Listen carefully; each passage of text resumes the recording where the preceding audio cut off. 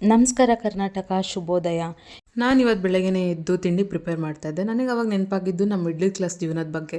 ನಾವು ಯಾವತ್ತು ಬೆಳಗ್ಗೆ ತಿಂಡಿ ಏನು ಮಾಡ್ತೀವೋ ಅದನ್ನೇ ಲಂಚ್ ಬಾಕ್ಸಿಗೆ ಪ್ಯಾಕ್ ಮಾಡ್ಕೋತೀವಿ. ನಾನು ಹಾಗೆ ಪ್ಯಾಕ್ ಮಾಡಿಕೊಂಡು ನಮ್ಮಮ್ಮಗೆ ಬಾಯ್ ಹೇಳಿ ಹಾಗೆ ಕಾಲೇಜ್ ಕಡೆ ಹೊರಟೆ. ಹಾಗೆ ಹೋಗ್ತಾ ಹೋಗ್ತಾ ಬಸ್ ಸ್ಟ್ಯಾಂಡಲ್ಲಿ ಹೋಗಿ ನಿಂತ್ಕೊಂಡೆ. ನನಗೆ ಬಸ್ ಸ್ಟ್ಯಾಂಡಲ್ಲಿ ಹೋಗಿ ನಿಂತ್ಕೊಂಡಿದ್ದ ತಕ್ಷಣ ನೆನಪಾಗಿದ್ದು ಒಂದೇ, ವೆಯ್ಟ್ ಮಾಡೋದು ಕಷ್ಟ, ಬಸ್ಸಿಗೆ ವೆಯ್ಟ್ ಮಾಡೋದು ತುಂಬ ಕಷ್ಟ. ಬಸ್ ಬಂದಮೇಲೆ ಖಾಲಿ ಬಸ್ ಬಂದರೆ ತುಂಬ ಇಷ್ಟ. ಹಾಗೆ ನೋಡ್ತಾ ನೋಡ್ತಾ 2 ರೀಲ್ಸ್ ನೋಡೋ ಅಷ್ಟರಲ್ಲಿ ನಮ್ಮ ಕಾಲೇಜೇ ಬಂದುಬಿಡ್ತು. ನಮ್ಮ ಕಾಲೇಜಲ್ಲಿ ಬೆಳಗಿನ ಕೆಲಸ ಸ್ವಲ್ಪ ಮುಗಿಸ್ಕೊಳ್ಳೋ ಅಷ್ಟರಲ್ಲಿ ಟೈಮ್ ಆಗಿದ್ದೇ ಗೊತ್ತಾಗಲಿಲ್ಲ. ಮಧ್ಯಾಹ್ನ ಲಂಚ್ ಟೈಮ್ ಆಗೋಯ್ತು. ಮಧ್ಯಾಹ್ನದ ಊಟ ಮುಗಿಸ್ಕೊಂಡು ಸ್ವಲ್ಪ ಹೊತ್ತು ರೆಸ್ಟ್ ಮಾಡೋ ಅಷ್ಟರಲ್ಲಿ ಟೈಮ್ ಮುಗಿದ್ದೇ ಗೊತ್ತಾಗಲಿಲ್ಲ. ಹಾಗೆ ಸ್ವಲ್ಪ ಸ್ಟೇನ್ಗಳನ್ನ ಮುಗಿಸ್ಕೊಂಡು ಮಧ್ಯಾಹ್ನದ ಕೆಲಸನ ಮುಗಿಸ್ಕೊಂಡು ನಿಮಗೋಸ್ಕರ ಚಿಕ್ಕದಾಗಿ ನಮ್ಮ ಲ್ಯಾಬ್ನ ವೀಡಿಯೋ ಮಾಡಿಕೊಂಡೆ.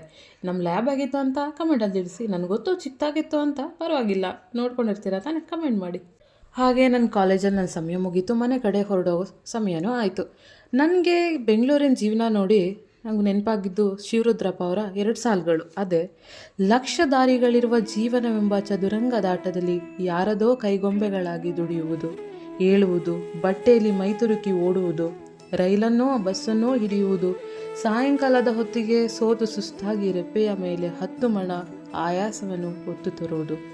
ಎಷ್ಟು ಅರ್ಥಪೂರ್ಣವಾಗಿದೆ ಅಲ್ವಾ?